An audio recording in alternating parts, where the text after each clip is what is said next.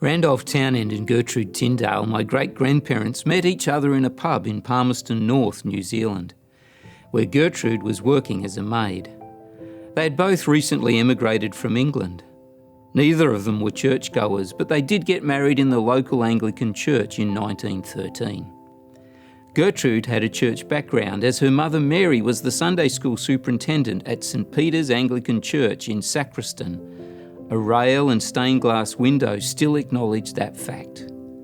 Randolph and Gertrude moved to Wellington. It had more work opportunities for Randolph, as this was during the First World War of 1914 to 18. My grandfather Austin, their eldest child, was born in Wellington in 1914. One evening, Gertrude was putting her now 3 children to bed.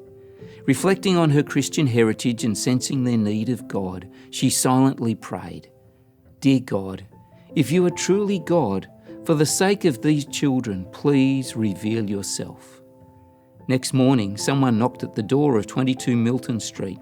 It was David Jackson, a Seventh-day Adventist coal porter. It was a bleak Wellington winter morning and he was clad in dripping wet oilskins. It was the kind of morning he'd rather have stayed at home.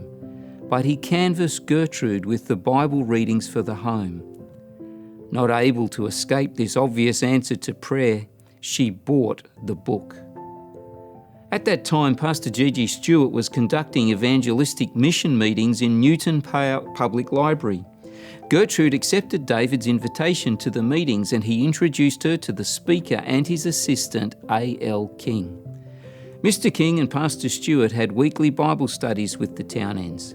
Gertrude and the children began to attend Sabbath school and worship services at the Tasman Street Seventh-day Adventist Church.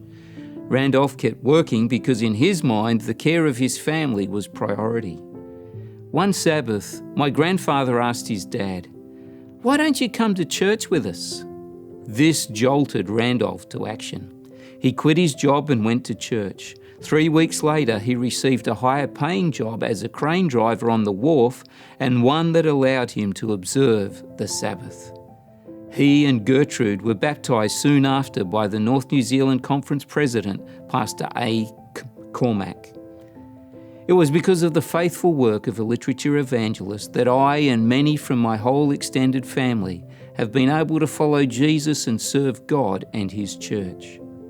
I encourage you to be someone who shares Jesus through literature, media, action, and word today. You're not just affecting one person, you could affect an entire generation for eternity.